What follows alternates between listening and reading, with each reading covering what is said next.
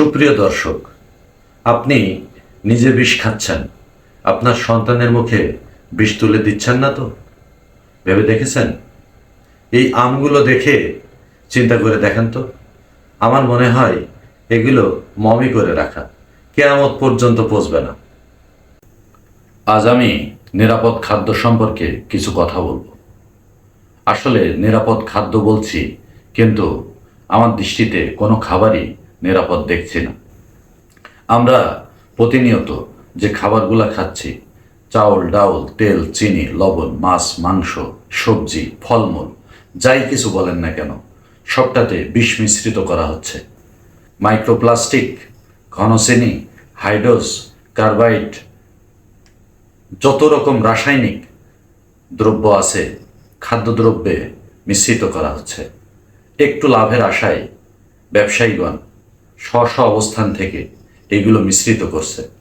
একজন ফল ব্যবসায়ী এই বিষ মিশ্রিত ফল বিক্রি করে সে চাউল কিনছে। একজন চাউল ব্যবসায়ী এই বিষ মিশ্রিত চাউল বিক্রি করে তেল কিনছে। একজন তেল ব্যবসায়ী এই বিষ মিশ্রিত তেল বিক্রি করে মাছ কিনছে। এরকম চক্রবৃদ্ধি হারে দেখা যাচ্ছে যে একজন স্ব অবস্থান থেকে একটা খাবারে বিষ মেশাচ্ছে, কিন্তু সামগ্রিকভাবে তার সমস্ত পণ্যে বিষ মিশ্রিত হয়ে তার দিকেই ধেয়ে আসছে। একবার চিন্তা করে দেখেছেন?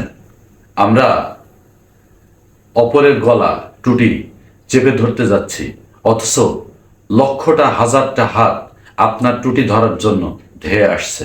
তাই সাবধান হন। নচিকেতার গানের একটা কলি মনে এসে গেল। কে যে কখন কার পেছনে বুঝি না কে খাটি, কে যে কখন কার পেছনে বুঝি না কে খাটি। আসলে সবাই সবার পেছনেতে সবার হাতেই কাঠি। তাই আমি মাননীয় সাংসদ যারা আছেন, আইন প্রণেতা, এই 10-20-50 হাজার টাকা জরিমানার মাধ্যমে এই জিনিস বন্ধ হবে না। সর্বোচ্চ শাস্তির বিধান রেখে এবং এই আইন বাস্তবায়নের মধ্য দিয়ে এটি বন্ধ করা সম্ভব, এবং আমরা যদি সকলে সচেতন হই তবে এটি বন্ধ হবে। পবিত্র কোরআন শরীফে 5 নম্বর সূরা, সূরা মায়েদা, এর অর্থ কি আপনারা জানেন? খাদ্য পরিবেশিত টেবিল। খেয়াল করে দেখেছেন? সেই খাদ্যেই ভেজাল। সূরা মায়েদার 32 নম্বর আয়াতে আল্লাহ পাক বলেছে যে কোনো ব্যক্তি যদি কাউকে হত্যা করে তাহলে সে পুরো মানব জাতিকে হত্যা করল। আমরা খাবারে বিষ মিশিয়ে আমরা একে অপরকে হত্যা করার চেষ্টা করছি। আসলে সকলেই এই বিষ মিশ্রিত খাবার খেয়ে প্রতি বাড়িতে বাড়িতে দুরারোগ্য ব্যাধিতে আমরা আক্রান্ত হচ্ছি। ওই আয়াতেই আল্লাহ পাক আবার বলেছে যে কোনো মানব যদি কাউকে বাঁচায় তাহলে সে পুরো মানবকুলকে বাঁচালো। তাই আমি অবস্থান থেকে উদ্যোগ নিয়েছি একটু সচেতন করার জন্য।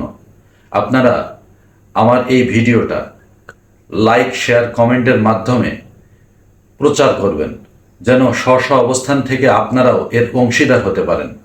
সকলে মিলে ঐক্যবদ্ধ প্রচেষ্টার মাধ্যমে এর বিরুদ্ধে আসেন, আমরা রুখে দাঁড়াই এবং নিরাপদ খাদ্য আপনার সন্তানের মুখে আপনি যেন তুলে দিতে পারেন এবং নিরাপদ খাদ্য খেতে পারেন, সেজন্য সকলে সচেষ্ট হই।